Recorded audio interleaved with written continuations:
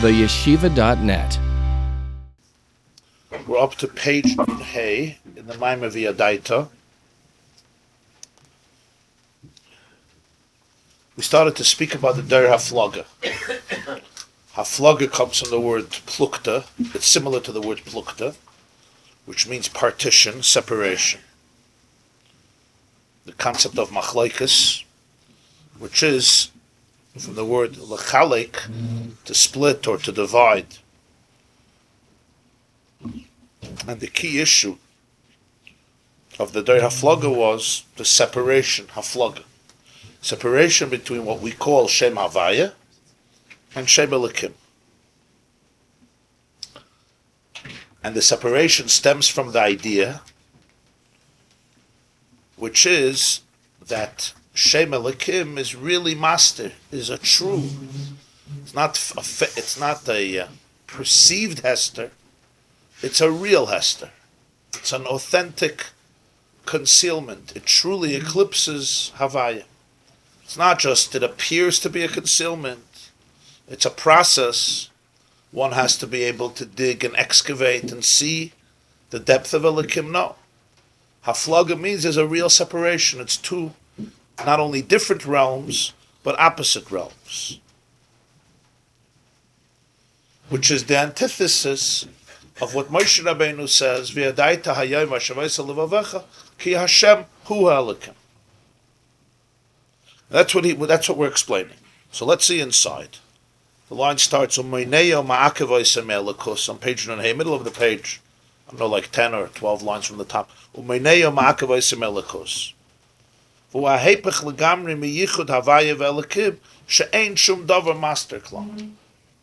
It's the antithesis of the unity, the unification between Havaya and Elikim, which represents the idea that nothing, ain't shum davar master klal. There's no real Hester. Nothing is ever truly concealing and blocking the ultimate connection. Kiyim aderab, on the contrary. Kol ha'asteirim ein b'shvil ha'gilui.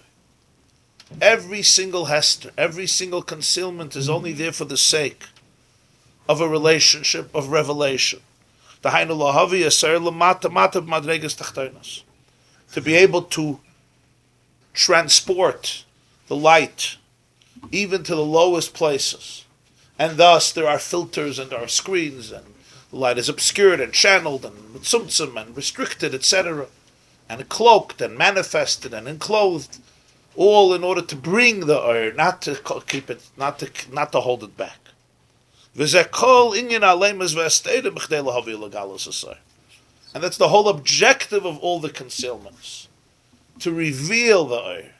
So not only is it not a Hester, you'll say, okay, it's not a Hester, but it's not a Gilui. You'll say, maybe somehow you can ignore the Hester. It's more than that. The Hester itself, in Yonai, its true mahus, its true objective is Gilui. Not just, okay, ignore it, overlook it, surpass it, we won't take it so serious. The Hester itself, Ein Shum Hester Klal, means that the Hester itself, its true essence, even though it's perceived as a concealment, and that's what its job is Elikim, is to conceal Hateva. We said Elikim is Hateva. But nonetheless, the whole function is to be Megala. We cannot, the commotion is Boil El Ba'irich. And as explained above at length, the Mashal, in our metaphor. The Ashpas Harav Talmud, of the communication, the teaching of the mentor to the student. Shekol Atzimtzum. V'halbashas b'mishalim zadim v'inyanim sheinim hakoilu b'chdei lavoi gilui gilui oira seichel arav el talmud. All the restrictions, all the concealments, all of the teachers taking this profound idea and only allowing a trickle of it, an external ray of it, to be communicated to the student, and furthermore, dressing it up.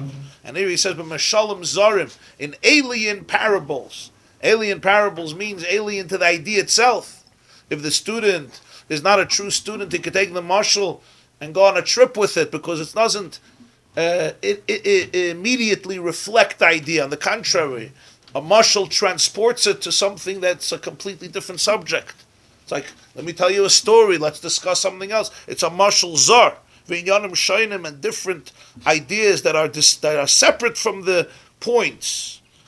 It's all because he wants to give, not because he wants to hold back. He wants to bring the oir, he wants to bring the seichel, he wants to communicate the ideas into the world of the student. And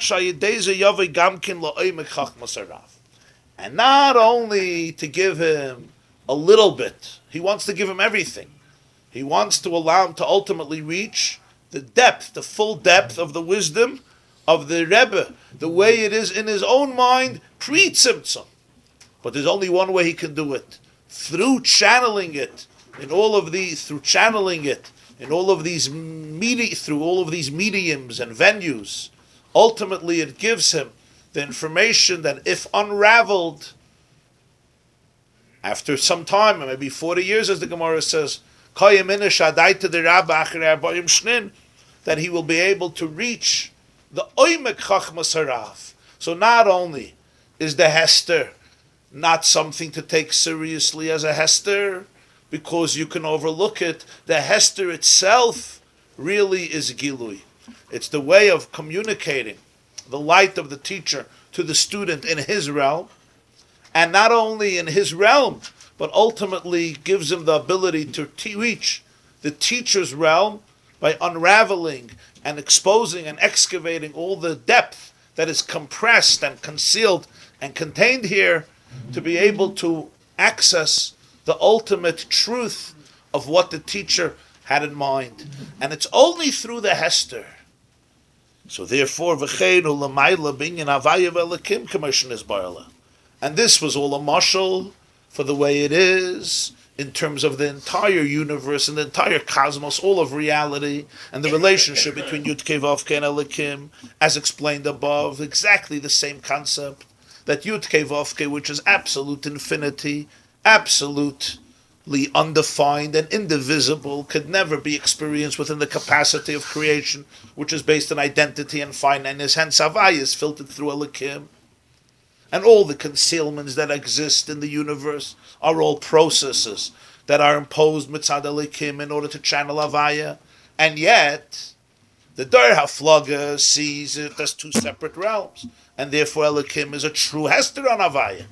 The emes is Ein Shum Davar Master Klal. There's absolutely no Hester, even if it feels that way, even if it's perceived that way, even if it's experienced as a Hester, because that's what Elikim does.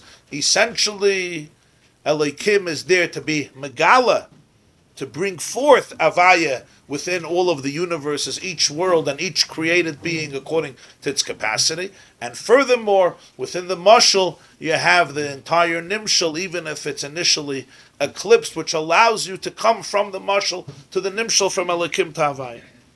And therefore, b'meila, hadei oir elikisha nishpa, al yidei halavushim v'alei mesua iker. So therefore, one must never get stuck in the concealment. One must never get stuck in the outer perception of things. When you separate Havaya and Elikim, then what happens is the concealment itself becomes that which you fall into. It becomes a trap. In other words, the chitzonius, the most external element of the world, is what defines a person's attitude, a person's perspective. When a person understands the yichud Havaya Elikim, so b'meila, the oira leki, which comes through to levushim, hua iker, ve'elavi yadavu kumayuchad. And that is what person connects to. B'kiyum ha'torah v'hamitzvahs. Through Torah and mitzvahs. Ve'ein shum davar ha'meineu ma'akavos elikos. And therefore there's nothing in the world, and nothing in life, and nothing in his experience, which will prevent him, and will stop him from a relationship with Elikos. Why? Because Havaya hu Elikim. So therefore, in every moment of Elikim, he will always search and find the Gilui that's coming through the Hester.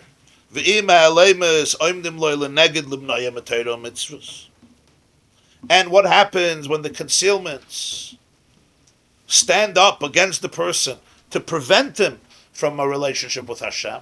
from Torah and mitzvahs. Yamid bin Nisayan Kenegdom. That's the that's one of the manifestations of a Nisayan. He stands up with a Nisayan. The Nisayan, he stands up to the test against them. Not to allow it to become a preventer and an opposition,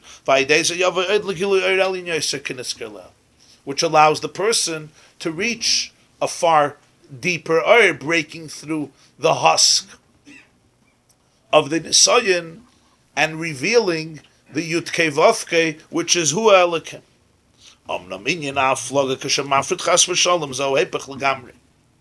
The concept of haflaga, which means separation, is the exact antithesis of this. The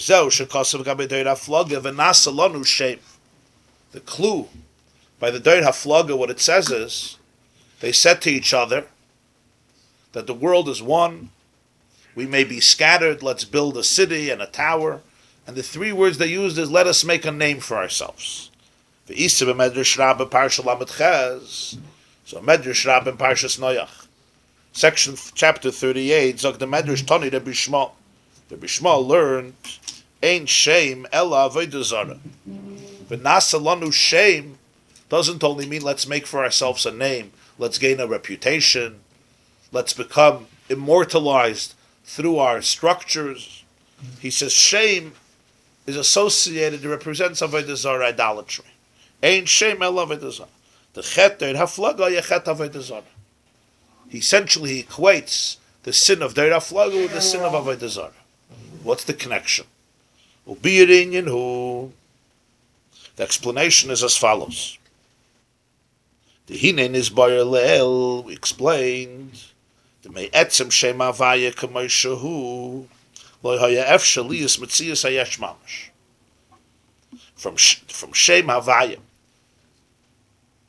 the way it is in its core, its pristine essence, there could have never emerged a Metzias of a Yesh.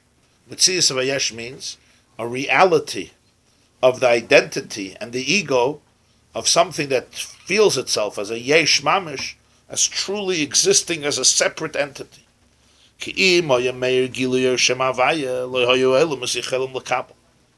Because if the light of Shem Havaya would be manifest, the worlds, the way we know them, could not be intact and receive it.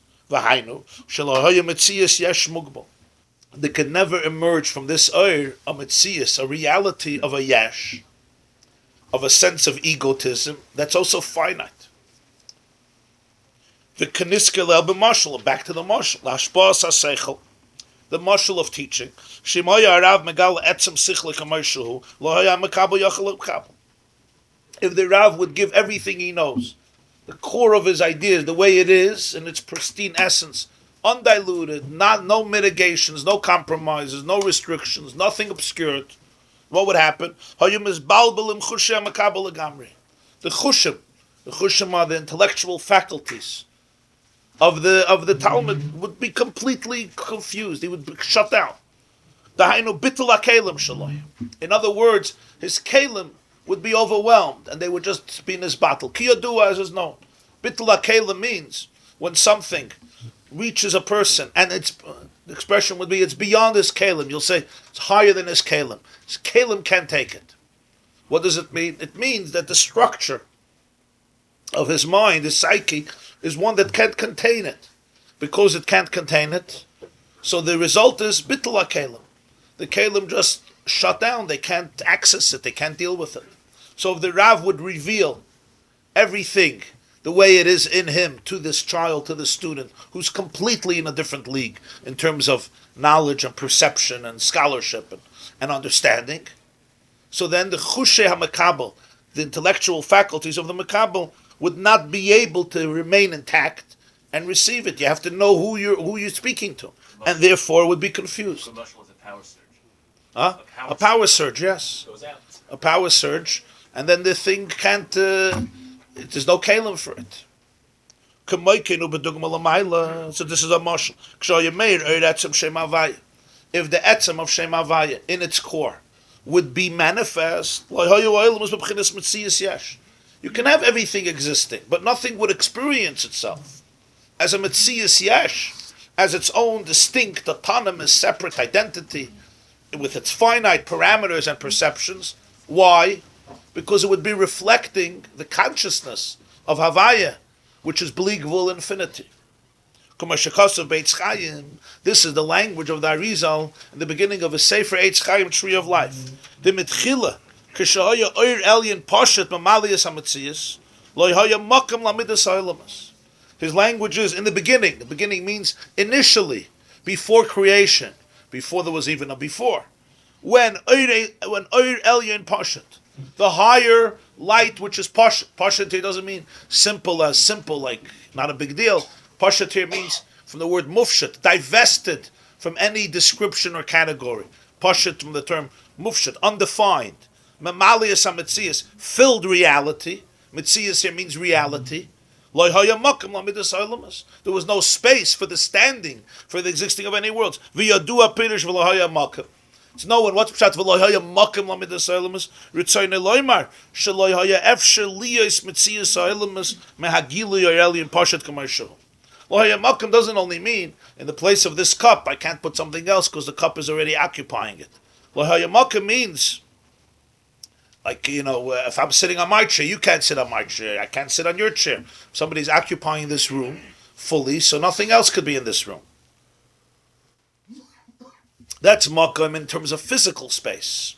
If Ein Sof is, so to speak, everywhere, it's limitless, it's infinite, it's Ein Sof.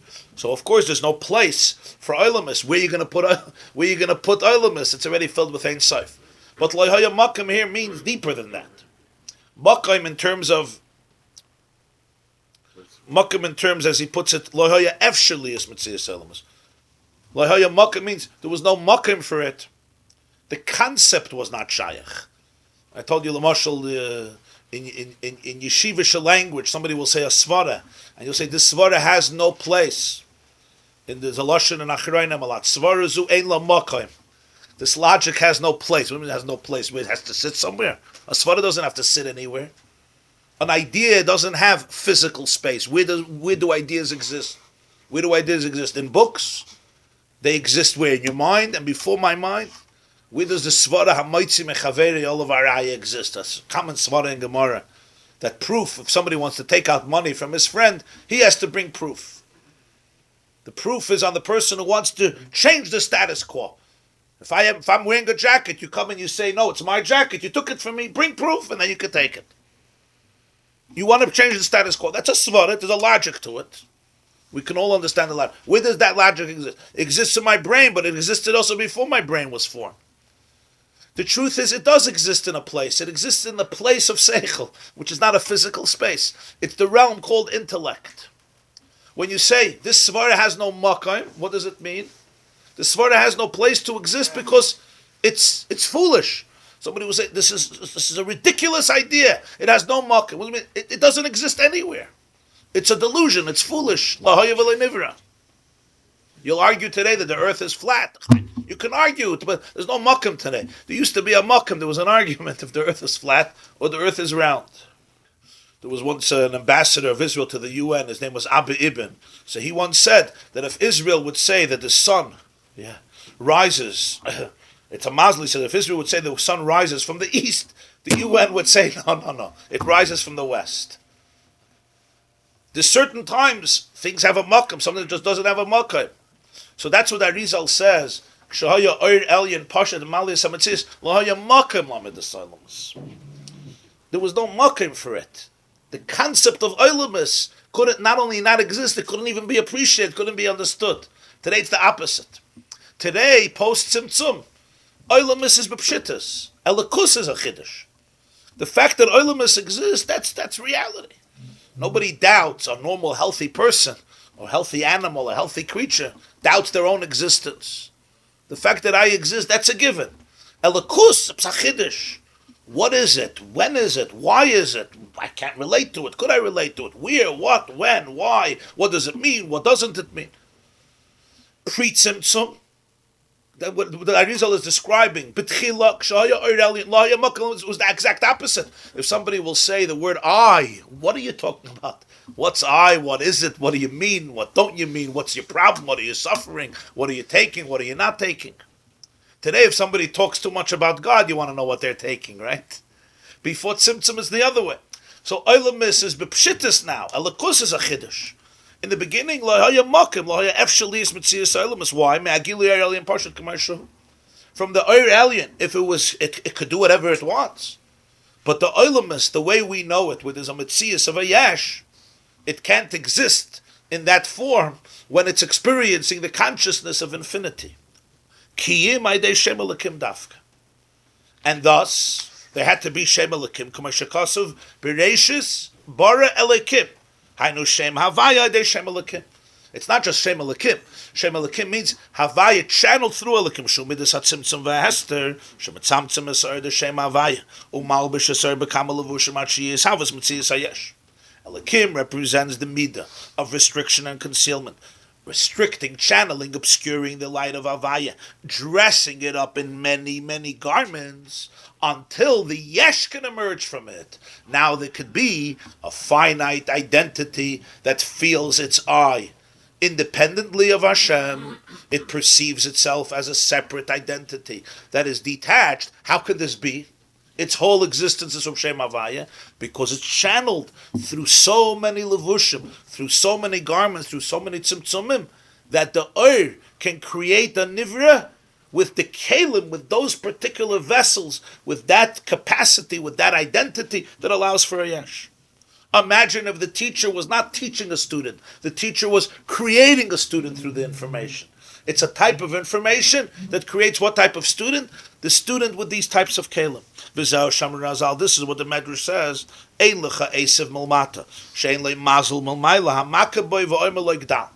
There is no blade of grass down here in the world that doesn't have a mazel above it, which strikes it, which hits it and says, grow, grow, grow. In other words, when you're looking at the blade of grass and you're studying it, what do you see? So there's the most external perspective is, it's just growing. To be Shevat, Rosh Hashanah Lehilanis, it's preparing in the stage of hibernation now for a new season of growth and vitality and vibrancy.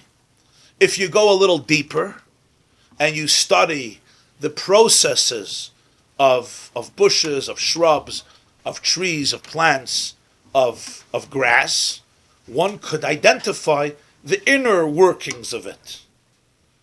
It's not simple exactly how grass grows from the earth. It's a mind-boggling phenomenon. Any tree, you take a seed and you plant it, you put it into the earth, and basically you have a combination of what seems like a lifeless seed, together with some earth, together with some water, together with some air, together with some sunlight, and then it starts producing for you all types of fruits or vegetables in all of their different textures and colors and flavors and type of nutritious value and packaging, etc. But the truth is, every single grass, it's an extraordinary process. So one could study this. That's a more pneumistic way of looking at it. You don't just take it for granted. What is going on inside? But then there's a third step, the third level, and that is, there's the pneumius of the gashmius, and then there's the real pneumius of the gashmius. There is the science of it, and then there is the chol esav, every blade of grass. We're not just talking about the general world of botany. No, chol esav, every individual blade of grass. Ukamoyken kol nivre v'nivre befrat. When the Medrash says kol esav, it's a marshal also. Every single created being individually. We're not just talking about all insects, or all mammals, or all fish, or all birds, or all humans. That's an inyan klali. Kol esav means every flake of snow, to give it a contemporary touch. Every drop of rain, every drop of slush, every flake of snow has its unique design. So you could look at it as coincidental, as they always say. It's a nice coincidence of how they form, how the flakes of snow form. Question. So is he saying here that the Maamar, which we've had many times in the Alter Rebbe, that the mazel being makam the Esev is just one step higher up in the chain of Ishtalshin? Yeah, he's going to say. But in the past, when we learned this in the Balatanya so many times, didn't he always use that Maamar Chazal for the concept of Mamale Kol Almin, as opposed to Soviet Kol Almin? He would say the example of Mamale. Yeah, he's going to say that here too. You'll see in a moment. Okay. Yeah. Kol Esav Kamaik and Kol Nivra V'Nivra B'Frat Chuli Yesh Leim Mazel Meyuchad Shu Mekoyrei HaMashpia Leichiyusa. It has a unique mazel. Mazel here doesn't only mean a mazel as a, you have mazel, you have luck. That's what mazel means. Mazel here represents a spiritual source, a mucker, hamashpia l'chiyusa. It has its teacher, its mentor, the divine energy that that trickles down, that irrigates, so to speak. Just like a plant needs to be irrigated, it needs its water, and every plant needs the exact amount of water, an exact amount of air and sunlight and nourishment in order to be able to do what it has to do. It also has its mocker hamashpia lechiyusa. Now this is mazel, what the Medrash is referring to with the mazalas, which are known as the heavenly constellations, the various formations of stars which we call mazalas. But the shirish of mazalas is also malachim alyonim, are what we call malachim alyonim, higher angels. V'gavoya me'al gavoya, the expression in Kayalas, gavoya me'al gavoya shemer aleim. There's gavoya me'al gavoya, each one has something above it. V'shirish kol malachim u'mashem alakim. And the source of all the malachim are Shem Elokim, v'lachei nekram gamkin b'Shem Elokim, oy bnei Elokim, v'yavoyu bnei Elokim l'satzav al Hashem and Iyov throughout the Tanakh. V'hem emutzayim, these are all the intermediaries. Shal yadam nimshach ha'or v'achiyus l'chol advarim agashmim sheba'olam. Through them, the light and the chiyus is communicated to every single physical item and creature in the world according to its capacity, according to its kelim. Ein l'cha kol esav esav. The spiritual chemistry of it, the spiritual anatomy of it. There is the physical anatomy of it. And then there is the spiritual anatomy of it, which is the entire cause for the physical anatomy and all of the processes that result from this. And the general theme here is based on what we explained, the Hishavos Hagashmi, why they tzimtzum behelamar dafka. The Hishavos, the emergence of the physical, is always through the tzimtzum, through the restriction and the concealment of the light. What we mean by tzimtzum and helam is that it gets enclosed in many garments and concealments. As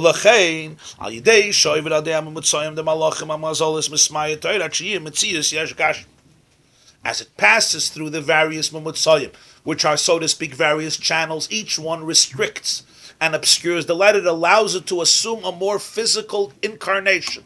So what do I see in this world? In this world I see a blade of grass. If I would look at the same blade of grass from a higher world with different lenses, I would see spiritual energy. If I would yet look at it from a higher perspective, I would see yet a more abstract, transcendent level of spiritual energy. So there's no difference between from the grass and the person? In that sense, right. Based on how physical, how coarse, how brute something is, that's how many intermediaries it needs. Just like you can't compare a teacher who's speaking to somebody who's close to his level to a student who is intellectually or emotionally completely in a different realm. You have to bring it down and bring it down and bring it down and bring it down until it has those oisies that can relate to this. So the oir has to come down and down and down, one lavush, another lavush, another lavush, another garment, another mashal, another tzimtzum, another helam, another curtain, another partition, until the energy could be translated and completely metamorphosized into something that you can detect with your physical eyes, you could see with your and touch through your five physical senses, and it completely doesn't express, it wouldn't even express anything higher. So just like we know that even before we get to the world of Ruchnis, in the world of Gashmis, there's endless layers which you can observe in any physical item.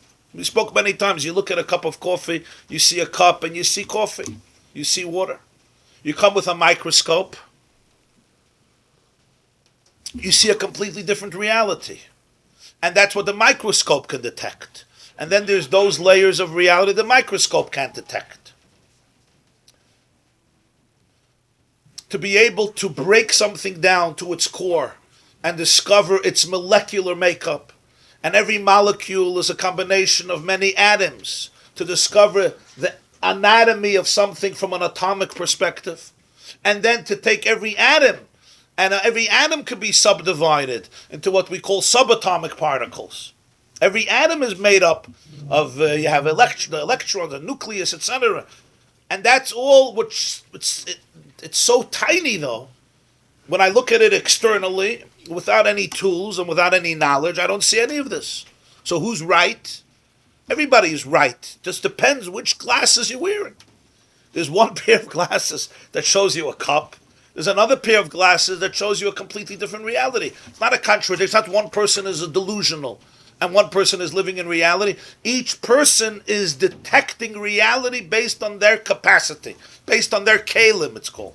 Based on their kalim, based on my glasses, I could see what I could see from it. And what I can't see from it, I can't see from it. So grass's kalim is like a student, was a lower level of student compared to human beings' kalim, which is a higher. Yeah, yeah.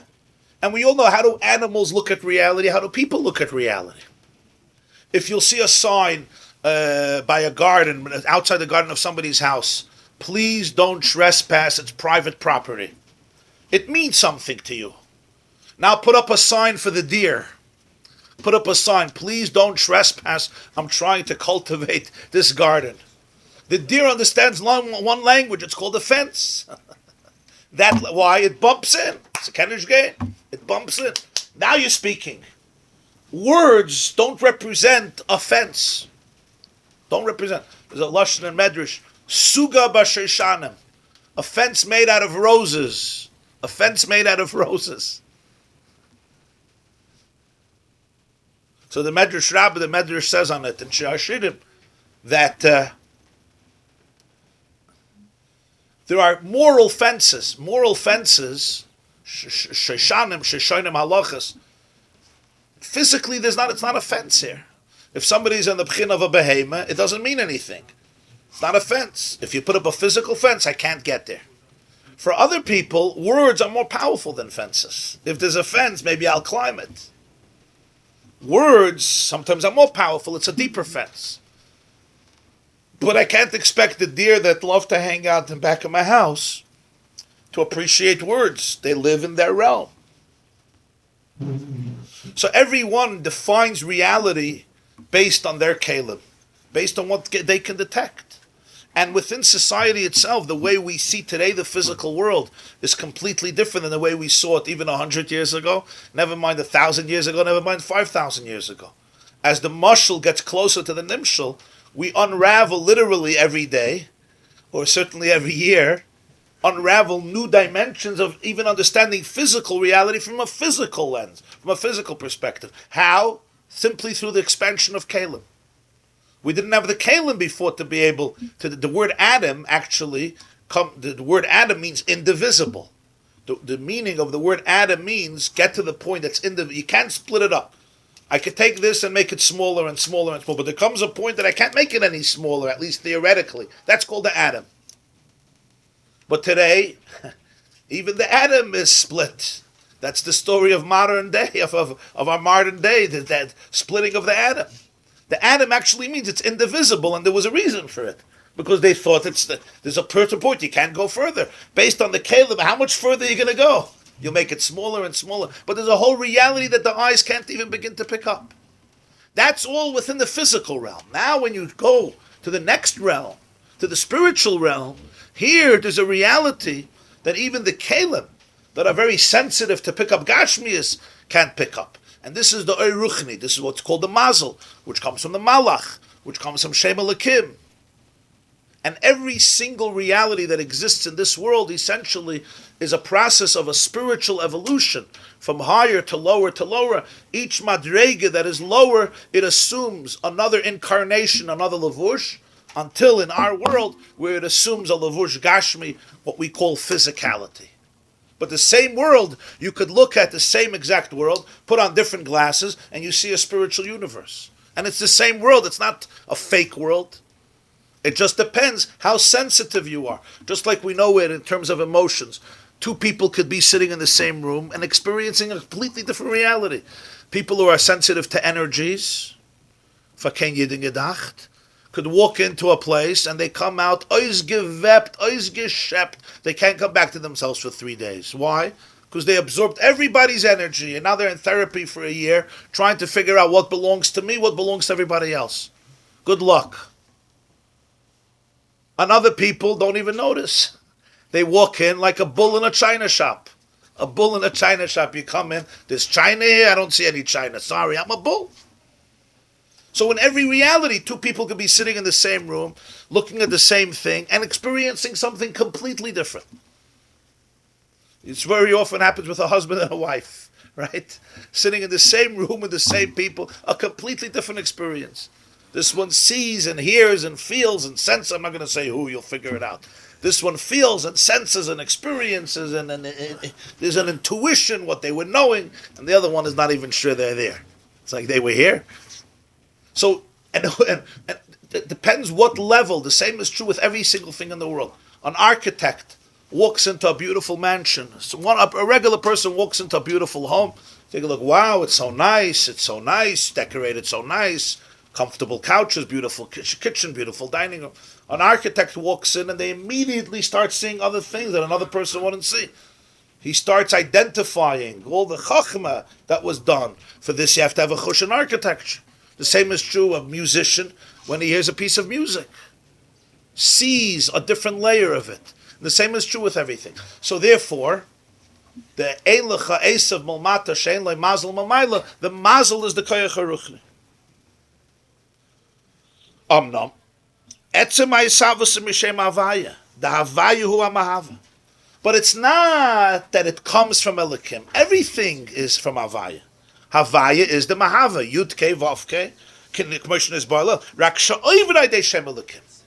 It's channeled through Elikim. B'chdei sheyavaya the havaya lahava is gam metzias yesh. And the reason is because Yudke vavke Yavaya wants to bring forth also a metzias of a yesh. Not just a metzias that's not a metzias. He wants the yesh. He wants the identity of the world as is. He wants the blade of grass. He wants you.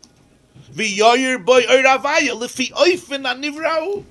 Shem havaya should express itself, should illuminate this nivra according to its oifen. What do you mean according to its oifen? According to its capacity, according to its identity. Ulahavoisei ulachiyosei. To bring it into existence and then to give it chiyus. Two things. Lahavoisei is to create it, and lachiyosei is to give it its vitality. It doesn't only exist, it's alive, it has functionality, it has purpose, it has design. Havoisei is the etzem metzias, chayosei is the type of metzias. V'nimtza, da ikiru er Shem havaya. V'nimshach oirei de Shem Elikim, aydei malachim, u'mazolis, shesharshim Shem Elikim, v'cholam u'motzayim, ad sheyishava v'poel metzias hagashim meir Elikim.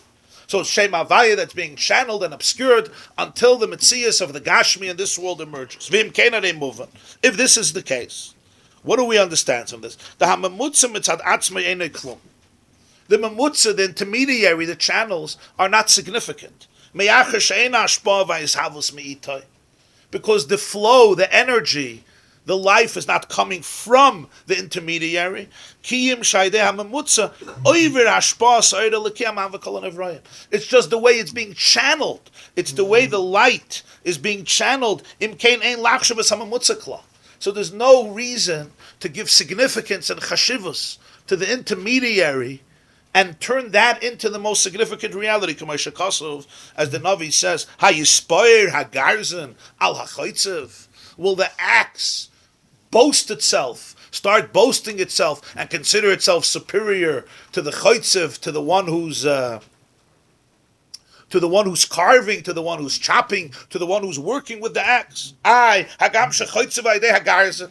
What's haste? When you finish building the sukkah and people come into the sukkah, do you go over to the hammer and you say, "Hammer, yeshekoyach, I want to thank you," and you go over to the nails and you thank them? Without a hammer, without nails, this would never happen. Without the axe, the work would never be done. Everybody understands that he needs the axe as a tool. Without the axe, he would never be able to accomplish this. But who is the one doing the work? The Adam, not the garrison. An axe itself can do absolutely nothing. It's not the axe does 5%, the person does 95%. The person does 100% through the axe. Ki yima adam poyel idea, guys. V'lechein lo yoymar adam. You'll never hear anybody say, Without the axe, you can't chop the tree down. right, but the person is doing it. V'lechein lo yoymar adam. Nobody will ever say, Kama no binyan zeh. Look how beautiful is this structure. Shabonai hagarzin. This axe has built it. When you see the list of beautiful buildings that were built by architects and contractors, you should also add all the tools that we used. Give them credit too. You never have that kama na binyan zeh, kama meshubach hagarzin shabona binyan meforah, or how brilliant, how praiseworthy is this axe which put up such a glorious structure. They glorify the human architect or builder or contractor, designer. We're also an intermediary.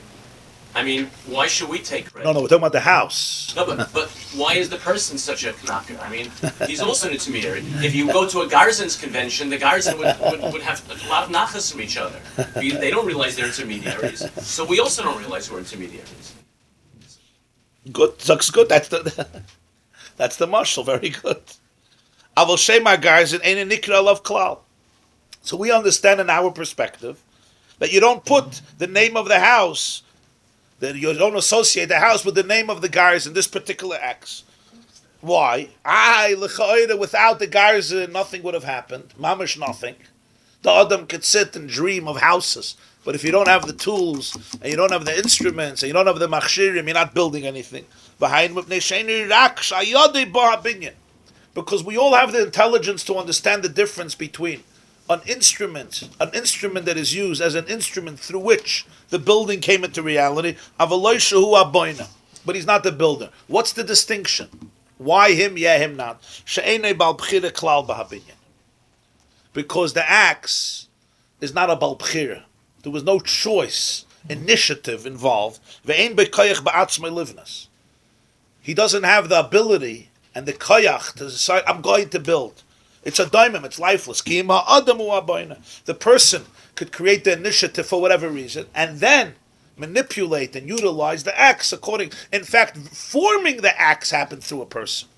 The very forming of the keli, of a garzon, also had to happen through a person, for the same reason. Even though he can't form an axe through himself, he needs the materials that earth provides him. That's true. But taking those materials on their own, there's no initiative, there's no creativity. It is what it is. It's the person whose imagination and choice and creativity and ingenuity could form the weapon, could form the tool, and then actually use it. So how does artificial intelligence fit into this analysis? Okay, good. Searching, they'll say, does that have to do with a certain tool?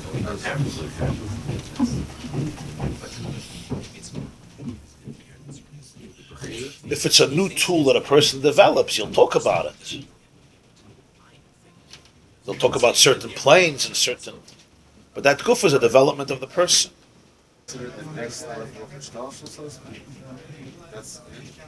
But that's still within the Gashmi. That's still within the Gashmi. Once you get subatomic, it starts to get tricky, you know? Yeah, quantum mechanics is very tricky. That's the bridge between the Geshem and the Ruach. Is that what it is? Quantum mechanics is the bridge. Quantum means the structures that make up the atom, right? That's quantum mechanics? Yeah. And over there, it's just full of students. It's not al pi seichel anymore. Brothers learned it. I tried understanding it. It was A little bit. complex. I didn't learn it professionally. To achieve. You're saying the dam on the river is like the Tzimtzum, to channel the water. That's what they did by the Nilus, the Nile. Yeah. That's a good marshal. Nobody's going to say that the channels are the water. Everything is the water. The channels just channel the water. What's interesting is that a malach goes from formless to form. It plays around with the whole tzimtzum thing. No, they don't play It goes around. to physicality. It's channeled, so therefore the oil becomes more obscured. They're able to, on a dime, I guess. It's not. No, it's like a garzon. It's like if No, I what try I'm to saying is break they down a become tree. Physical. Oh yes, yes. So I'm saying they somehow can. Every mission minimizes Because the Tanoim had those glasses that you're referring to, because they were able to see Malachim. Yeah.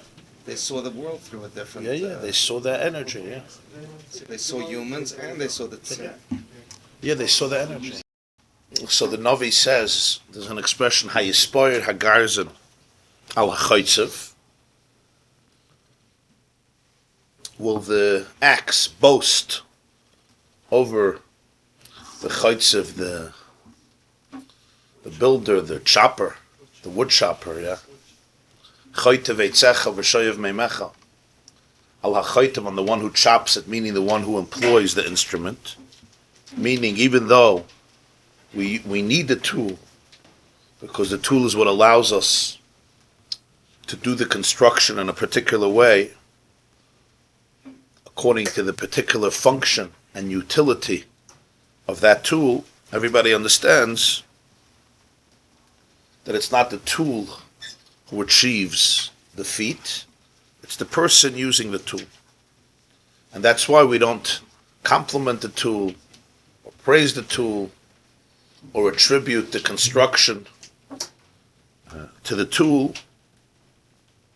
or say, look what a job he did, because we understand that the tool without the person is close to worthless and meaningless. Not that it's meaningless, because it's the tool that allowed him to build, but the tool devoid of the person is absolutely meaningless. It's the person who's utilizing the tool in a particular way, and that's the person who gets credit. And the reason is because the tool is a lifeless, inanimate item. It doesn't have initiative, it doesn't have bchira, it doesn't have the power to build. It is what it is.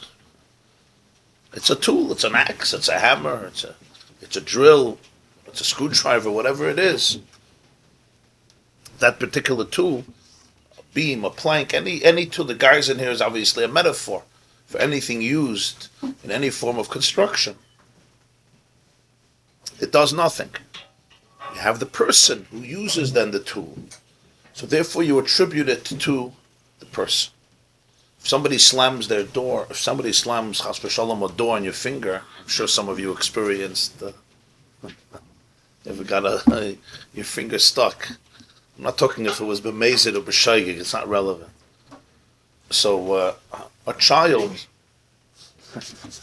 right? You can still feel it. You can still feel it, right?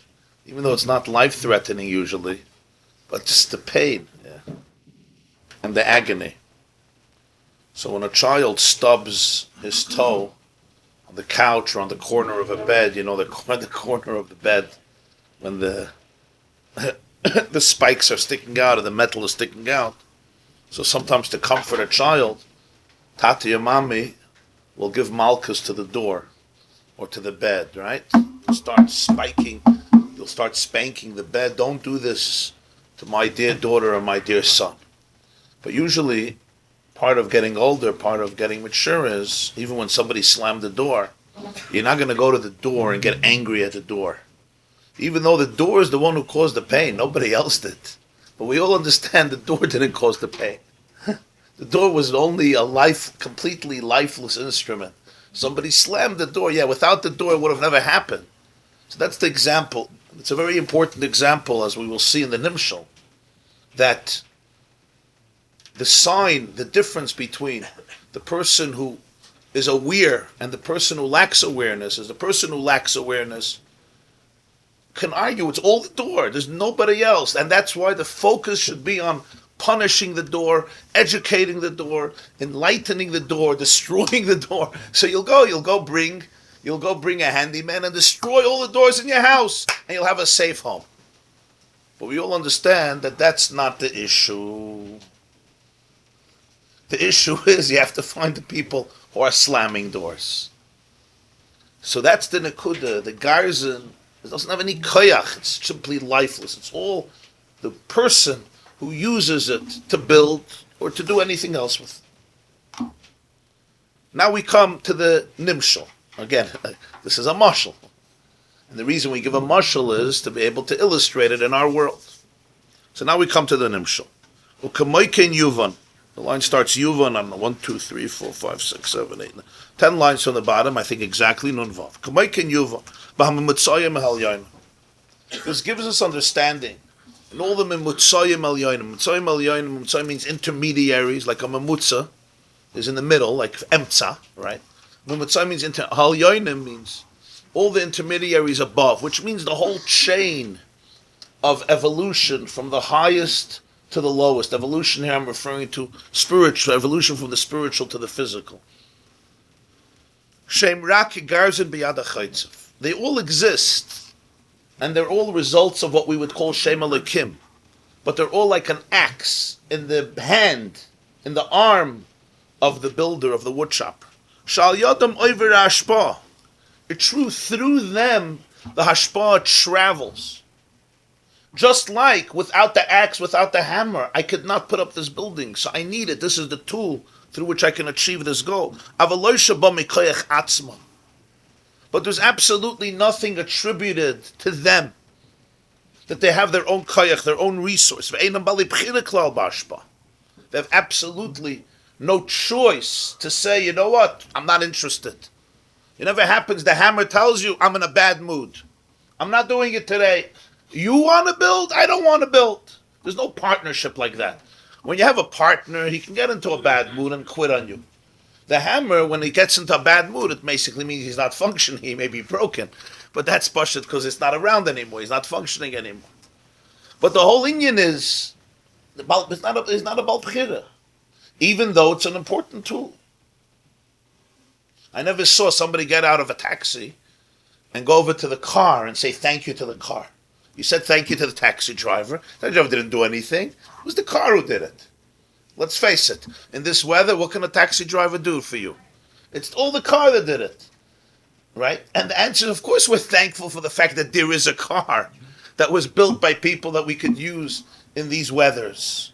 But we all appreciate the fact that it's the person who uses the car, the person who defines how to use the car, the person who does the driving.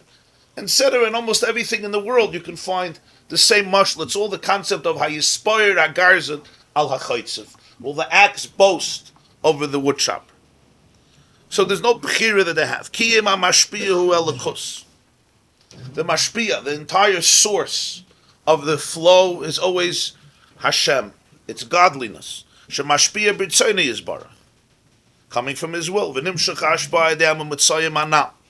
So why do you need hammers? Why do you need tools? The answer is, these tools are instruments through which the flow is communicated in order for there to be able to emerge the reality of physicality, of the material world. So they should be able to receive a hashpah, flow of light and energy which is physical according to their capacity. So those are the kelim.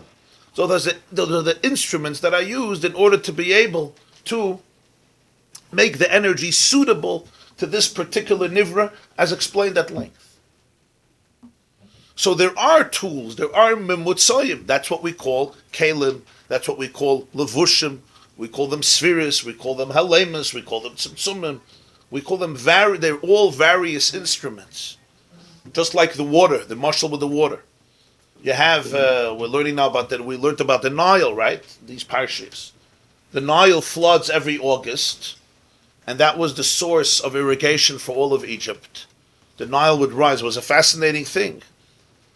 I mean, now I think they built a dam there, so I don't think it rises anymore like it used to. But every single August, Egypt, the entire civilization of Egypt was living in an arid desert. There was no way they could live.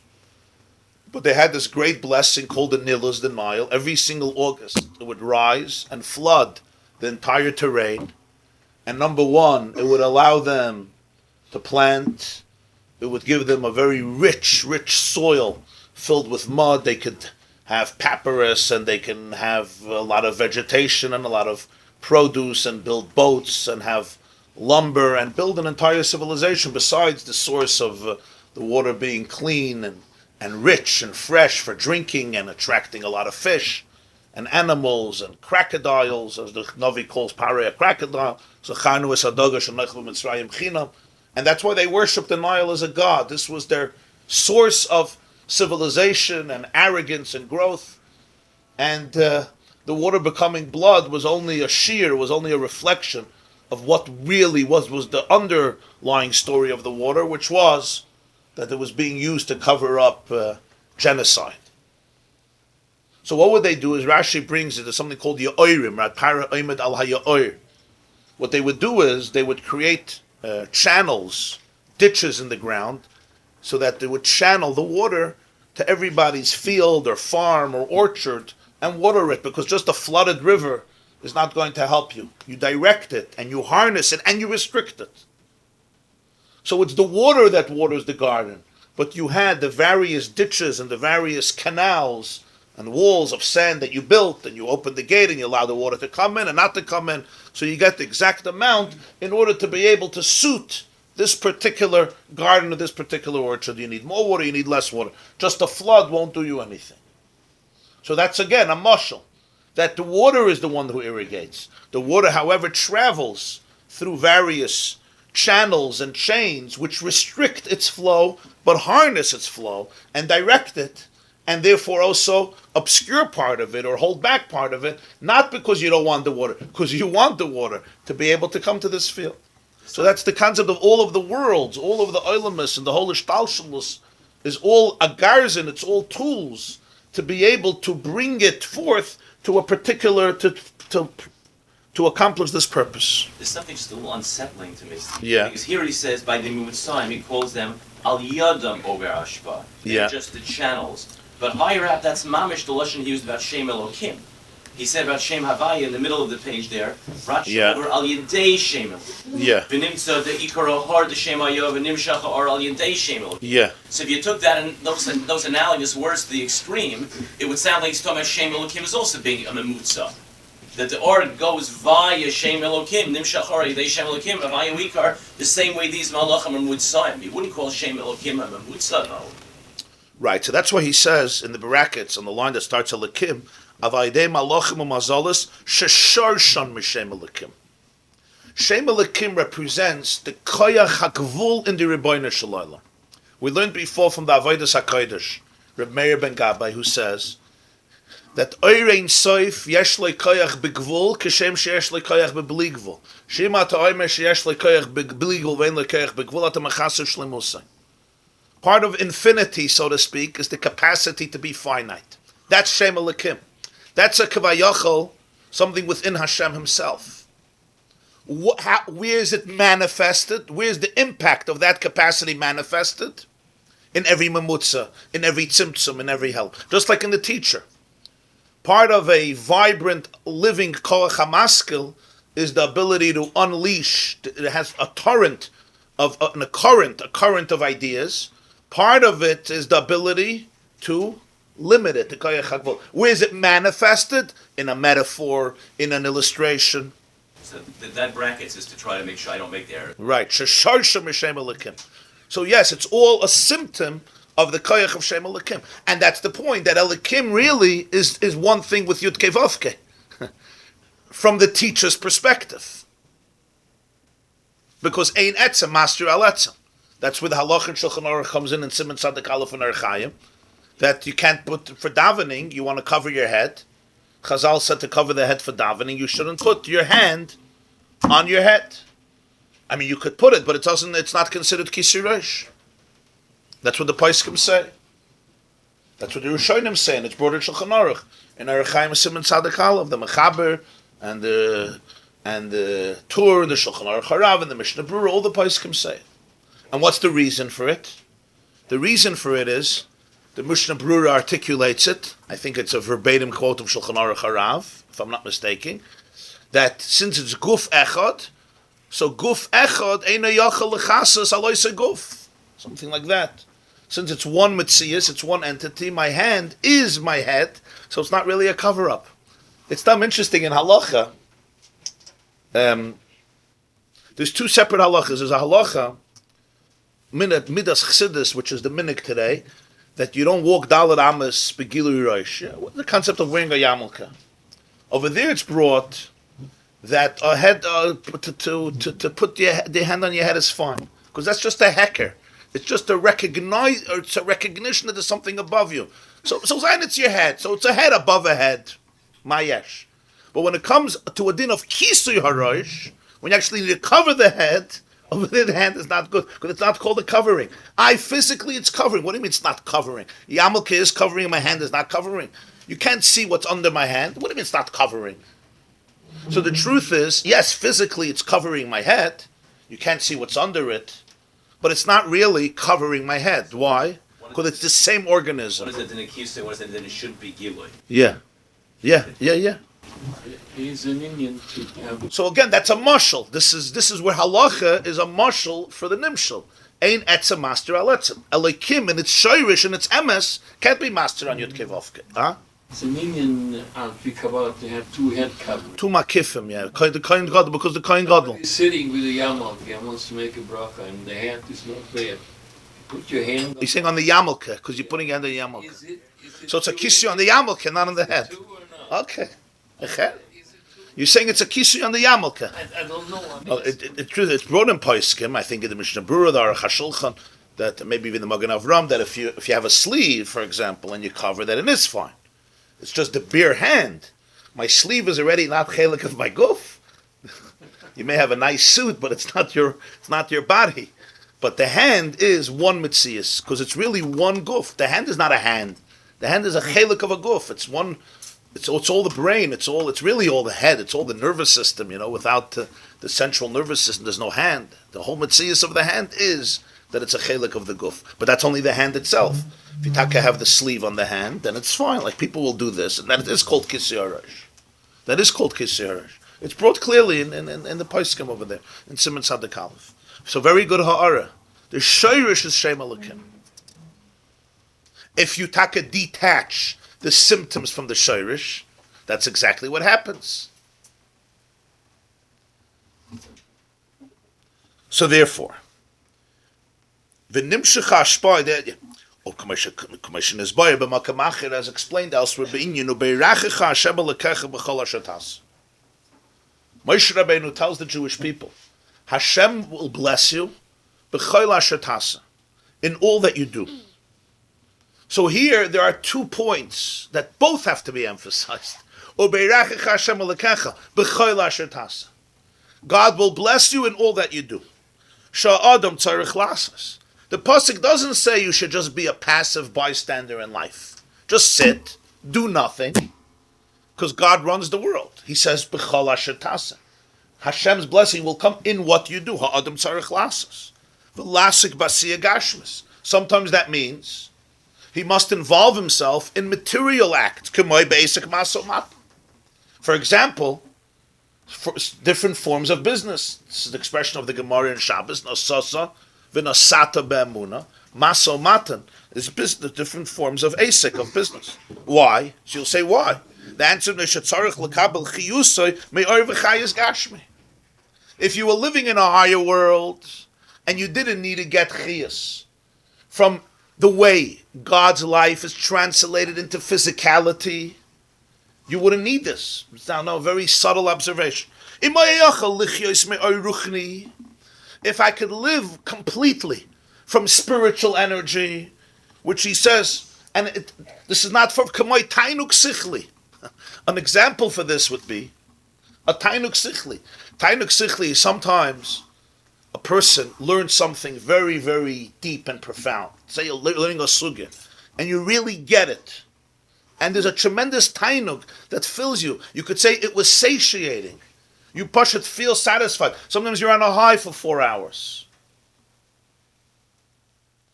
Sadly, unfortunately, people could sit in yeshiva for 10, 15 years and never experienced this once, because nobody even once explained them anything in a way that it actually, that they could smile, that glow on the face, that sense of recognition. Right? Many people who have graduated what some people call the system don't even know that there's a tainug there. But if somebody, we're not even talking about, it doesn't even have to do with holiness. Any tainuk sichli, it's just an example. It's a life force, it's a vitality. But as we know, a person can't live off this. It's good, but you can't live off it. Dugmas, Kabbalah, Chiyus, Hanashamas, Began Eden. And that's really, when we speak about neshamas and Gan Eden, they live. Shemekabim chiyusam me'asaga be'elokos k'maimer yoishvim v'nenen miziv hashchina. K'moyla asit shamar razal brachas yidzayin oilam habein be'lo yachila l'shia l'tzadikim yoishvim aterseim b'reshein v'nenen miziv hashchina. Harei bedugmas kabbalas achiyus achshav me'achilu l'shia gashmis kein yih la'asit kabbalas achayus ma'shehenu miziv hashchina. Neshamas and Gan Eden also need life. Everybody needs oxygen in life. But a soul without a body receives its nurture, mamish, just like, and again, here's a mashal for the nimshal. Everything that food has in its matter, in order to be able to give you nutrition that you need to live, is only a metaphor for a higher level of energy, which is then misamtzen and restricted and assumes a physical incarnation in the food. So a neshama in Gan Eden also needs food. But it's a different type of food. It's the shayrish of the food, the way it's in Ruchnis. Not the food, the way it assumes a physical incarnation. But when my soul hits a body, now my body has to live. And the body needs the language, it needs the language of Gashmis in order to be able to live. So therefore, I can't come and say, give me chiyus ruchni. That will not be able to give the body what it needs in order to be able to have its oxygen, in order to be able to have its blood, in order to be able to have its sugar, in order to be able to have its salt, in order to be able to have all of its vitamins, and everything it needs in order to be able to function as a healthy organism. And that's why the Gemara says in Brachas, that in the future, tzaddikim will sit, their crowns on their heads, nenin miziv hashchina. They will enjoy the ray of the shchina. What does it mean they'll enjoy? It doesn't just mean it's an enjoyment, it means this becomes their food. What we receive now from physical food and drinks, they receive from the Shekhinah itself. Why? Because a spiritual entity can absorb that energy, and that energy translates into energy that gives it life. So then, if somebody could live off on Ruchni, then they don't have to get involved in material actions. Because the person ought to receive their life force in a physical fashion. You need physical life. So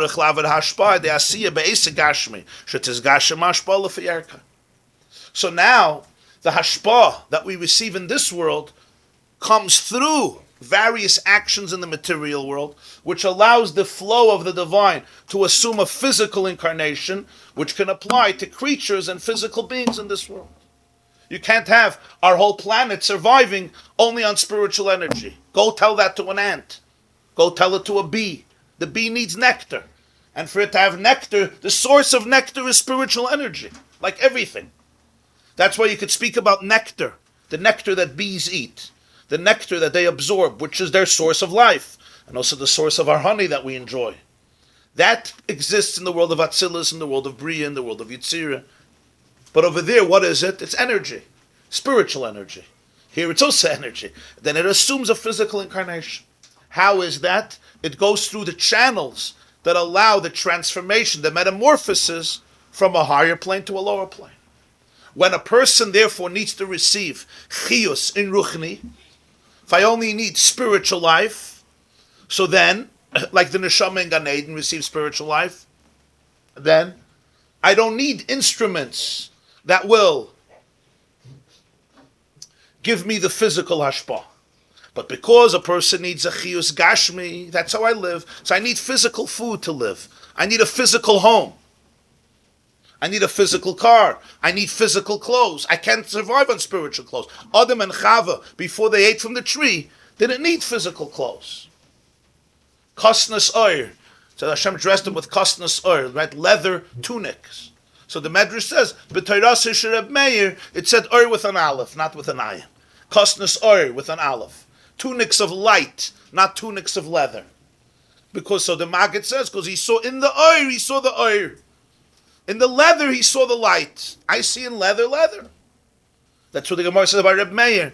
Why he could continue learning from Acher, from Elisha ben Avuya, even though he was a heretic. So the Gemara says in Chagiga, Toichay achal ukliposoi zarak. He knew how to take out the inside and discard the klipa. Not everybody can do it. Some people get stuck in the klipa. Reb Meir had a chush. Same Reb Same Reb Meir of Oyer and Oyer, yeah. Same thing. So the Maggid asks, why does the Gemara say first you take off the shell and then you eat the inside? First you got to peel the banana, first you have to peel the orange and then you can eat the orange. Should have said klipasei zarek and toichei achal. Why did it say first toichei achal or klipasei zarek? The answer is that this didn't happen just now. One of the answers. It didn't happen just now with Elisha ben Avuya. The whole Reb Meir's life was one of toichei achal. He looked at the pnimius, the toich. He could see the inside. He could see the oir in the oir. So therefore, when it came to Elisha ben Avuya, he knew how to discard the klipa and not get stuck in that trap. It wasn't easy for everybody. Other people had to dismiss Elisha ben Avuya and not relate to him anymore. But Reb Meir understood how to take the inside of Elisha ben Avuya. What's the point in all of these things? To create a physical world, the Rebbeinu Shalom's Hashpah had to go through the channels that allow it to assume a physical incarnation. And now for me, to bring it to me, I need money. Money is physical money, not spiritual money. At least according to many opinions. If you want to take the analogy to Elisha ben Avuya to its extreme logical conclusion, you may have said when you spoke about Elisha ben Avuya before, that he recognized not just the Torah Elisha ben Avuya, that he had a lot of good Torah in it despite the bad stuff, but that even where he had gone wrong was a perversion of, of his energy. Of his own ishtalshalos. Yeah. Dysfunction ishtalshalos. Right. So, what's the tasa? I can't just say I'm going to involve myself in heavenly matters because I want to produce physical production. Physical production means something that's going to produce something physical. Whether I'm working a factory or I'm farming a field. So I need the physicality, and that's what's going to produce the physical fruits which I'm going to live from. So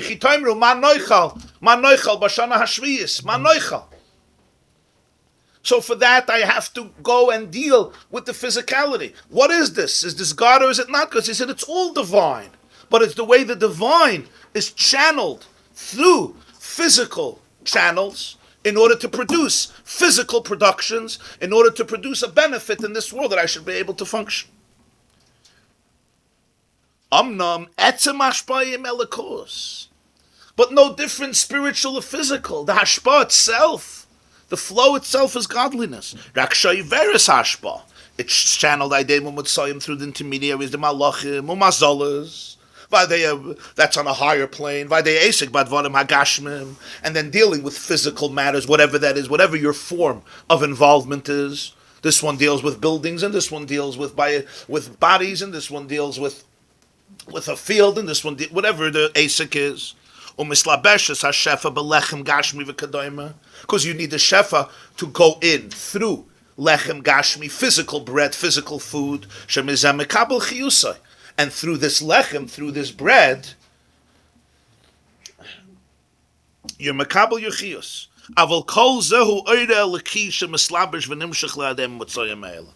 But it's nothing but the divine oir. It's all divine. It's the godly energy that is communicated, that is manifested through these channels. Why do you need the channels? In order for it to be able to descend and express itself and manifest itself in this particular medium, which in our world happens to be a physical world. Yeah, the moitze pi Hashem in the lechem. Does moitze pi Hashem outside of the lechem? You also have moitze pi Hashem? And the answer is you need the moitze pi Hashem, the way it comes through the lechem, in order to be able to affect the guf the way it is in this world. In a higher world, the soul also needs lechem, but over there lechem is not what lechem looks like here. Over there lechem is called lechu lachem u'belachmi, is a marshal. Soyrascha b'seich moya is a marshal. There's also bread. We speak about mazon l'neshamas, nutrition for the souls. And it's the same exact like here. What is poisonous in this world, it's because it's poisonous in that world. It's just a different type of poison, just a different type of toxicity. So it's all the hashpa of elikos, it's all shem yud kei vav kei. The way it's channeled and manifested, it's exactly like the teacher who will give a shiur and bring it down with stories and illustrations so a 4-year-old, 5-year-old understands it. What is he hearing? He's not hearing a deep, abstract, transcendent concept. He's hearing a very physical, tangible story. But that story contains what? It contains a depth. And hopefully from the mashal, he'll be able to get to the nimshal. Why did you need the story? Because you want to reach his mind. If you don't want to reach his mind, you don't have to tell any stories. If the Ur doesn't have to come into the Olam HaGashmi, you don't need any stories, you don't need any mashal.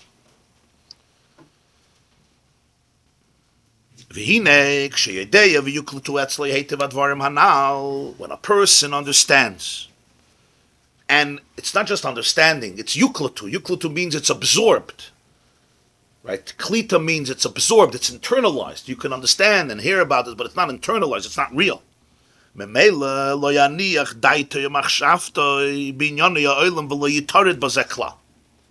The result of this is that a person's mind and thought doesn't get yitarid, it doesn't get stressed out and consumed by everything that's going on around them in their world.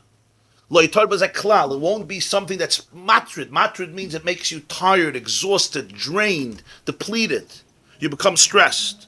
You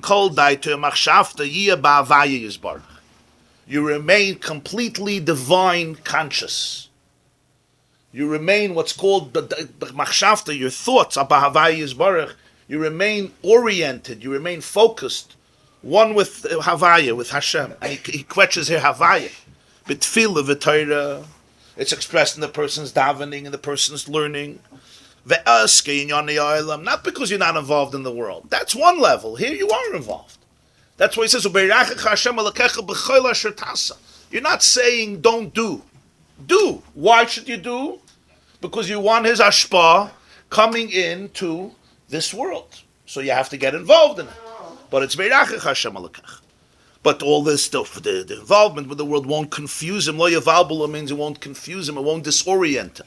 V'lo yimnu oisim avodas Hashem, and won't take you away from your dvekus, from your relationship, from your oneness, from serving Hashem. You won't think that when you're in the workplace, you're in a different environment. Right. Than Shul. The workplace is not a distraction from Shul. Here I was with God, and now I'm in the real world. It's the same reality. Even though it's a different form, it's a different seer. Why? Since a person ultimately realizes well, hativ, that the ikr, the essence, the truth of it is the godliness that gives him the chiyuz.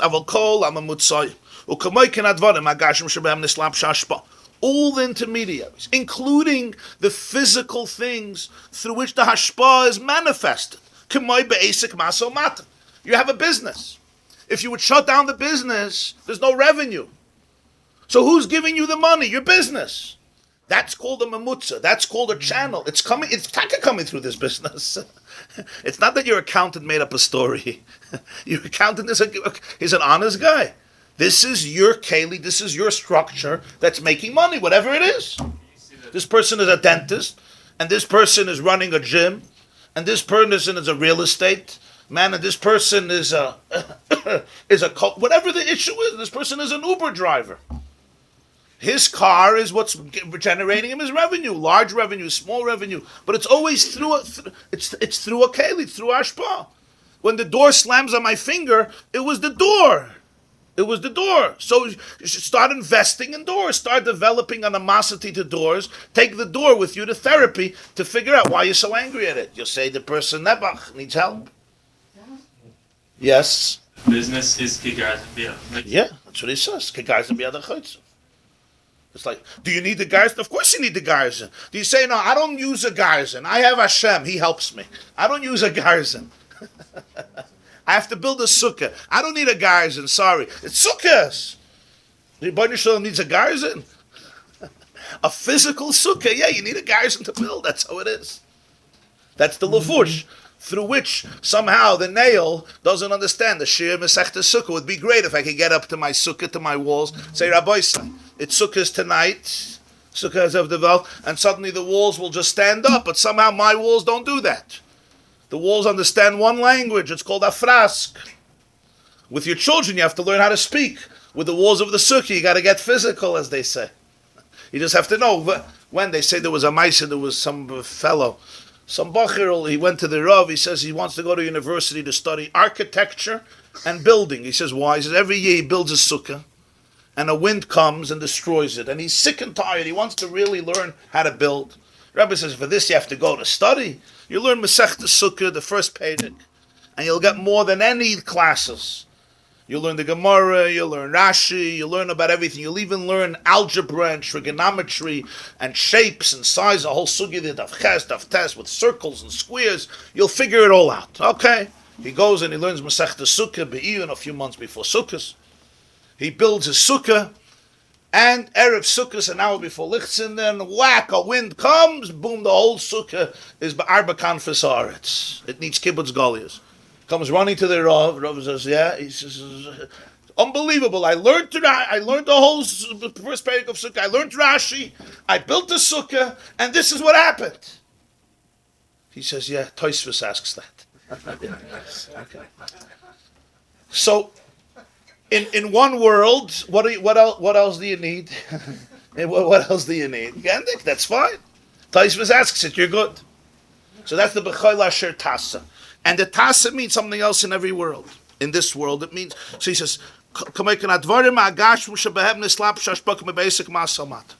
there are the physical things through which the hashpah is enclosed. For example, your particular business line, whatever it is. Every person has what they're involved in through which they chant.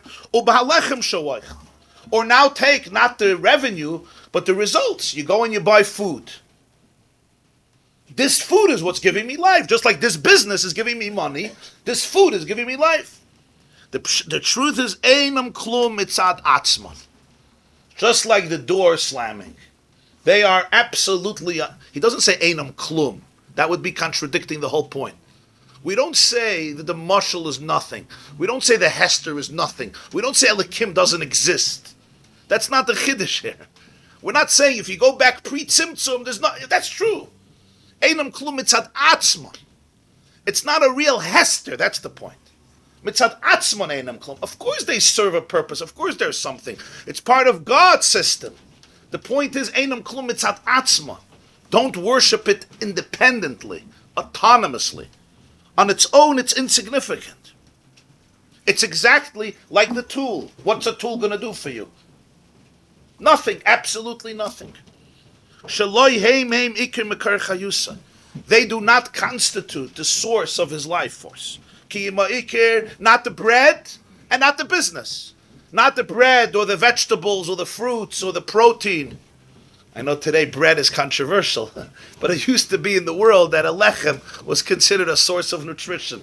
Today, Baruch Hashem, we have the prosperity to say, bread? You're crazy? Me, bread? I haven't eaten bread in 39 years. But life was not always like this. A piece of bread was considered very, very valuable in Russia. If you had bread, it was gewalt. So lechem was considered a suda. But if you want to change it with protein, zol zayin protein. So that's not the Makar Chayus.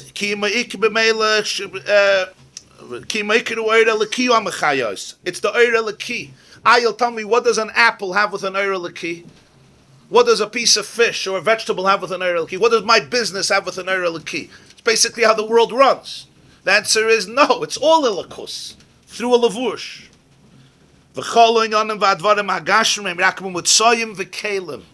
They are all channels, they're all containers, receptacles.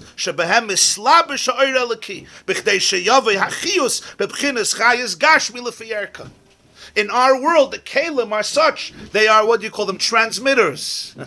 Transmitters that transmit the energy and transport them into a physical incarnation to be able to give life to physical matter. Whether it's the human organism or whether it's anything else on this planet. Take rain, take snow, take heat, take light, take thunders, take lightning.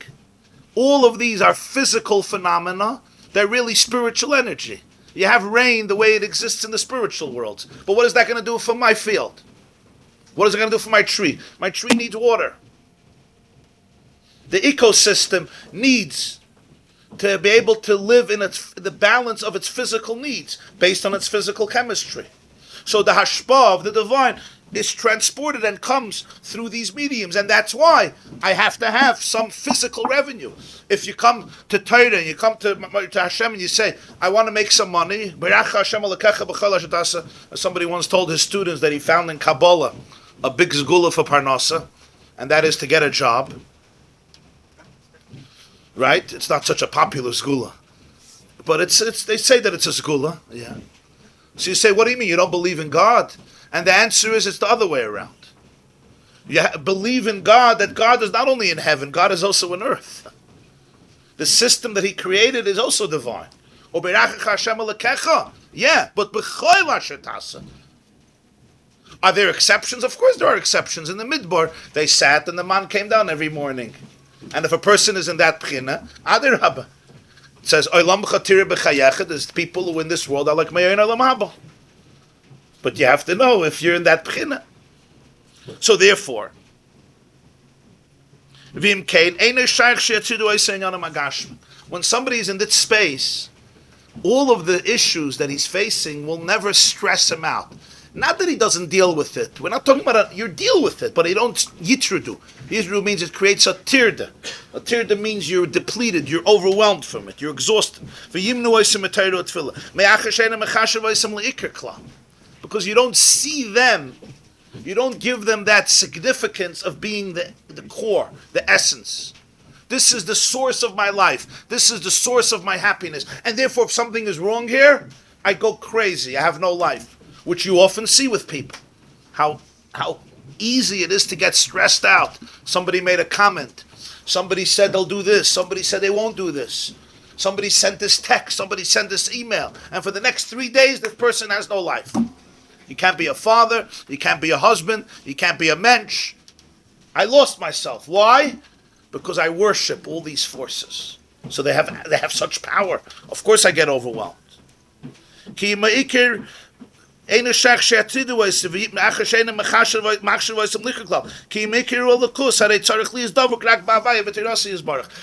dvekus? His dvekus is in the core, in the essence, in Hashem and Torah. That's his dvekus. He is divine. He's divinely oriented. He's oriented completely, holistically towards Hashem. It also expresses itself in one more thing. He doesn't have to be sly. Tachbulas means people who are always devising tricks and schemes. Pa'aska. Again, this doesn't mean to be naive. This doesn't mean that every shark steps on you and everybody. That's not what he's talking about. Tachbulas means where you become a shark. It's all about scheming and sly and shrewd. It's like, why? Because it's basically believing that sharks run the world. So if I can backstab and outsmart and not say the truth, and then I'll chop it.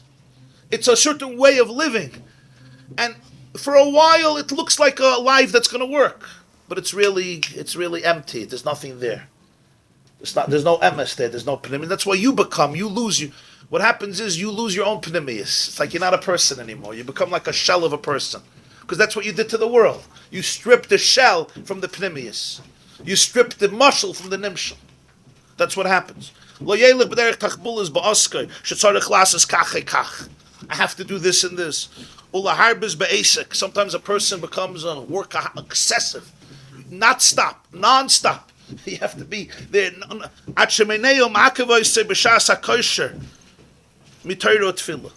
How do you see this? What's called long? He says, you see, it takes you away. It takes you away. It's meineo makavos b'shasa kosher mitoida from davening. Kim yasik basically for yerk. You could do your business, you do your work. L'fiyarka means according to your capacity, according to your skill.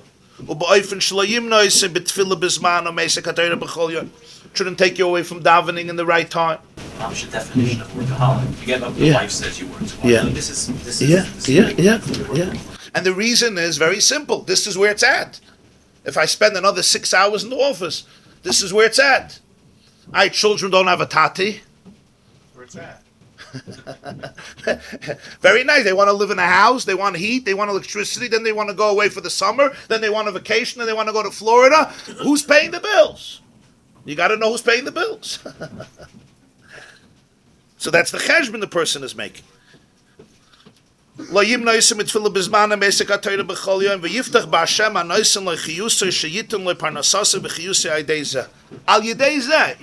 levush. That's what Moshe Rabbeinu says. Ki hu hanoisen lecha koyach lasas chayil. He is giving you the koyach to generate chayil, to generate valor, to generate success, to generate strength. Meaning, Moshe Rabbeinu says, don't say koychi v'otzim yadi asali as a chayil aza. My own strength did it. Hu hanoisen lecha koyach. We see from this again two opposite points. People usually chap on one, not the other one. If you didn't have to do anything, then there wouldn't be a mistake that koychi v'otzim yadi. The reason I could say koichi, it's me, it's because I'm expected to be creative. I'm expected to put in my skill and talent and work and time. Therefore, I could say koichi v'otzim yadi. If all I had to do in life from a Jewish perspective was be passive, so what's the havam in a koichi v'otzim yadi? Is the charaya you need koichi v'otzim yadi. There's the creativity. Why? Because the hashpah comes through levushim. So you have to create a levush. You have to create, whether it's a business or it's a source of revenue, whatever it may be, in order to be able to be toifus, to access the chiyus that comes in levusha. In the gashmi is the levush. But it's hu anoisen l'chakayach lasus chayim. Umikol sheken sheyizor moed benafshe shelo yishum nidnud isur ba'eska. Till now we spoke about stress. We spoke about excessiveness. We spoke about taking you away from who you are and your priorities and Torah and Tefillah. But certainly, such a person will be cautious that there's no forbidden maises. Nidnud Isser means that his business is not connected to things that are prohibited. Person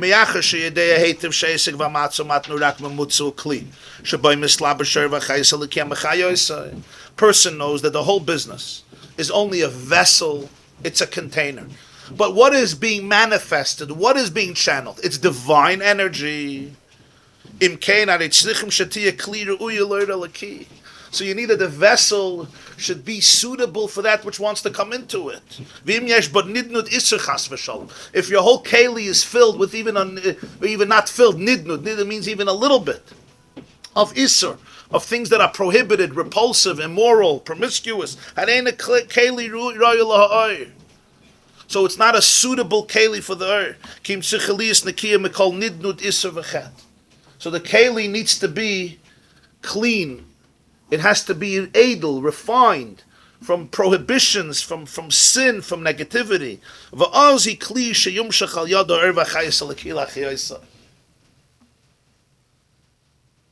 So it's not only a good moral decision, it's also a good business decision. That's the thing. Besides that it's a good moral decision to be a moral person, it's also a good business decision. You don't really see holy people having more money because they have that. I don't know that he's talking about holy people. He's talking about you and me. That's the mistake. We think there's holy people and then there's real people, right? There's holy people who are hunchbacked. They don't know the world. They don't wear glasses. They don't see anything. People drive them everywhere. They barely walk, right? They barely live. That's not... That's... Huh? Where do you see that Ovid Hashem, somebody that does the right thing, is a better Caleb? I think that people who live really an honest life are much happier people. They have much better relationships. And maybe money, sometimes a person will see more, sometimes, but it's called clean money, calm money, serene money. And everybody knows that money without menuchas hanefesh is worthless. Menuchas hanefesh without money is also a little problematic. That somebody once told me, he said, listen, money doesn't bring happiness, but it certainly helps. And certainly not having money could be a source of misery, right? But there is money and there is money. In other words, a person who lives an upstanding, honest life. So the truth is, long term, anybody who knows, you probably also make more money. It's just a different type. Because when people can trust, when there's integrity, it shows up. It doesn't mean there's no nisyonis. Part of this world is also nisyonis, right? They say no good deed goes unpunished, right? We know that there's nisyonis also, but that's another helem. That's just another helem. It's a challenge. You don't have to get in a spol from it. You don't sell your soul for it. But people who don't sell their soul is not on sale. People have a different respect in terms of money, partners, investors, clients. If you'll, it's not now. It's not. I'm not really an expert in this field, but if you will look today, and get the top 100 books from non-Jewish business tycoons who give advice, what do you think one of the most central themes in all their books are going to be? Huh? Integrity, purpose. Got to inspire your employees with a purpose. They're making the world a better place. Really? Who's making the? I want money. I don't need to make the world a better place. I want cash. That's it I want. Where are they coming from? Their cheshbon is not Maamar. Their cheshbon is money. How to build. That's why people buy the books. They don't buy the books to get spiritual inspiration. And yet, what's their theme? Their theme is you got to have a purpose, integrity. You can only motivate your employees with money. You have to motivate them with spiritual purpose. Mamish kemat all the books. Here you have somebody who authored a book on business. So Mela, das is Achsidish Shayid, so you won't be surprised. I'm true. It's true what I'm saying about all these books. Why do they say that? Not because they're naive, because in the big picture there's a truth to it. Does it mean that nobody ever lost money because they were honest? Yeah, today you may have lost money, but who knows what happens in a week, a month? Where's that money going to be used? And what does it do to you and your family if you would have made that money? There's a bigger, when a person lives with an inner pnimius, then the money is also holy money. It's pure. It's wholesome. The money and this person become one in a way that there's a seamless spiritual flow. You're tough what I'm saying or not? Do you disagree? Sleepless nights versus nights. Yeah, you can go to sleep. It doesn't mean there's no challenge. There's challenge. But the world is a tough place. Let's face it. There's a lot of levushim here. The world is a tough place. But there's a serenity. There's also one source. You're not fragmented in 1,000. You're not chasing 1,000 tails. When we talk about parnasa, is it just food to eat, or is it our parnasa what we mean, all the money and stuff above what we need to taste of the body? Like tuitions and health cares and all that. No, I think healthcare is part of what parnasa, healthcare you need. Healthcare you need and tuition you need. No, somebody got to pay for this. The only thing parnasa is. That's true. That the truth is the greatest struggle in the 1800s and for most of history, the greatest struggle that people had was simply to put food on their table, which we don't understand, Baruch Hashem. At least most of us don't understand. Even those who struggle, right, have bread. They may not be able to afford steak every night, but there's pasta or potatoes, whatever. The concept of people waking up in the morning and going a day, 2 days, 3 days, and there was no food for their children. This was part of daily life. That's the fact. We have the luxury today to speak about parnasa in very broad terms. Baruch Hashem, it's a gewaldige Zach. Every mouth is fed. And people should have harchava. That's the point. People should have tremendous harchava.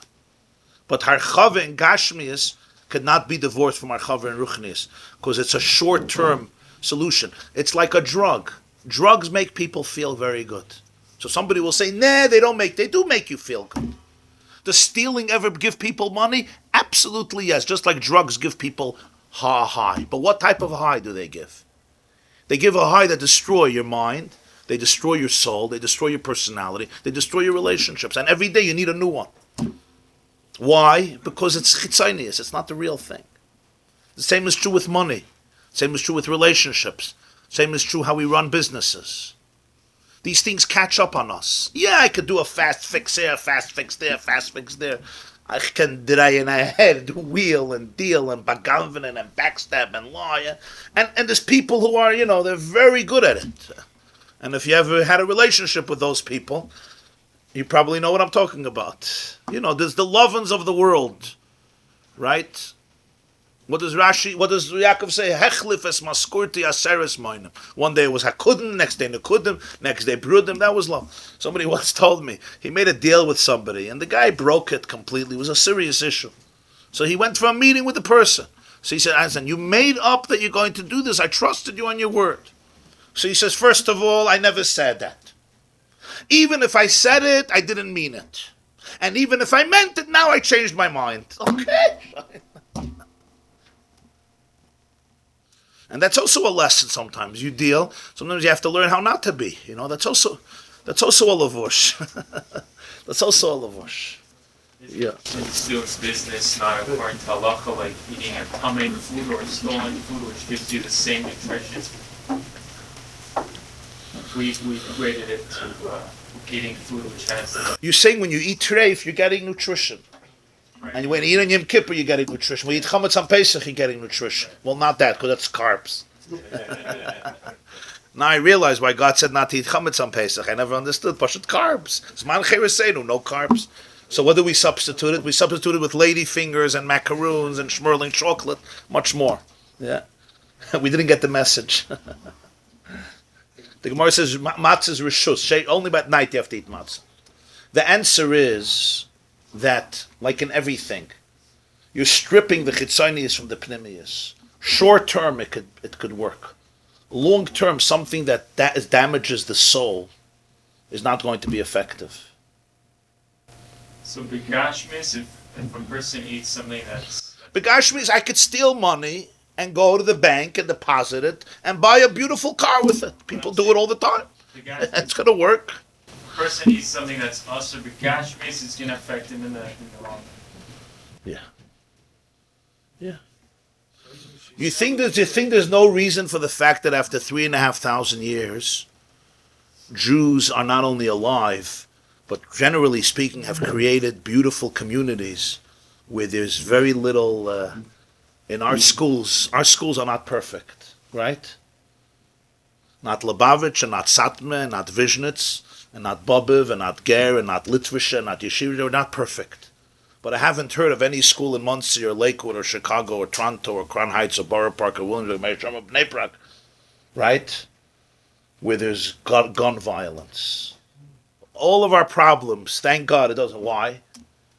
And not because we don't have autistic children and Down syndrome children and children with mental challenges.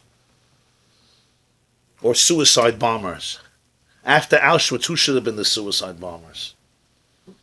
What do you think the reason for this is? One of the biggest reasons is 3,000 years of a kosher diet has transformed the Jewish psyche. It has refined the Jewish people. It's not a simple thing.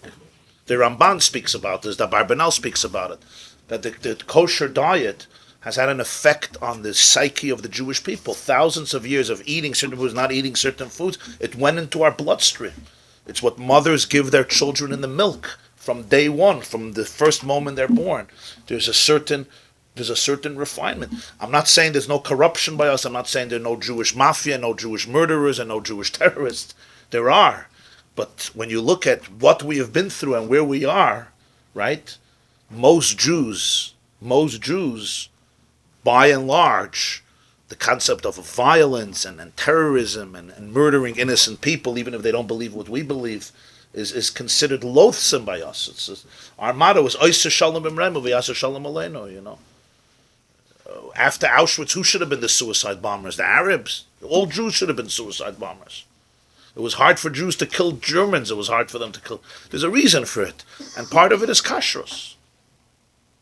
Does it show up right away? It doesn't show up right away. But when you don't feed your soul, ultimately it catches up. Just like a person lies. Can I get away with a lie? Of course you can get away with a lie. How many people lie to their wives every day? Huh? Not in this room, but how many people lie to them? Can you get away with it? Yes, you can get away with it. For how long? It's like if you live off credit cards. How long can you live off credit cards without having a dollar? Anybody did it ever? So I asked an expert. He told me 3 years easy. 3 years, you don't have to have a penny. And after 3 years, it gets complicated. He says, after 3 years. So why can't you live off credit cards forever? And the answer is because it's credit, because it's not yours. For 3 years you could live. Mekablan dain min dain, right? V'amrin kaddish. Somebody's going to say kaddish. But the same is true with everything in life. You could live off something that doesn't really belong to you for a while. But at some point, it's just too many things catch up. The same is true with all these things. A person could live with something that is alien to him and is not true for a while. But at the end, it comes to bite you. Because it's not real. You're tough is what I'm saying. You agree?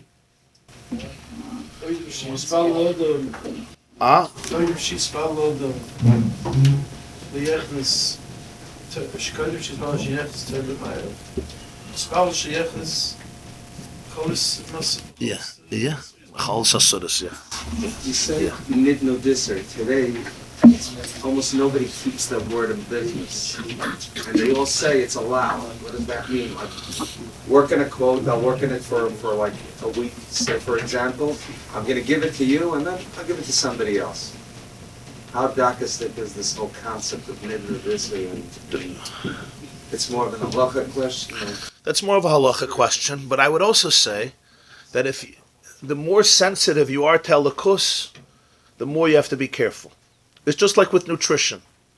Some people can eat potato chips a half a day, and some other in a good mood. They eat for breakfast, they go up here, they eat 7 ragalach, and then 2 pieces of cheesecake, yeah, and then a coffee with 3 teaspoons of sugar, and they're all happy, yeah. I eat 1 ragalah and I get into a depression. Kipshutai. I'm in a bad mood already. For the next 4 hours, I'm in a bad mood. I'm not having ragalach till I finish teaching. You have to. It has to do with sensitivities also of a body. The same is true spiritual. They are very spiritually sensitive, and then a nidnud isser will kill them. Oh wow. Okay. We're trying to strive for a mitzvah like in our daily life, where we'll be able to see beyond the Chaim into the real R where it comes from. Is this the idea that Ramban was talking about with medicine, in terms of not seeking simple refuah? Yes. But the point is that, Yes. that he was really saying that you're looking for the Halakhic direction, exactly. but it's only if you're at that level. Yes. In that way, you have to go to doctors. Yeah. But it's the same sort of idea. If you look on the pasuk Kol Hamachla Shasamti B'Mitzrayim, you have the Ramban, you also have the Even Ezra, and on the Even Ezra there's a Pirush Avi Ezri. It's very interesting. So he writes this whole thing about medicine. How the mood, how if you don't trust the doctor, everything is worthless. If you don't have a positive attitude, it's meaningless. It's very interesting. This class is brought to you by theyeshiva.net. Please help us continue the classes. Make even a small contribution at www.theyeshiva.net/donate.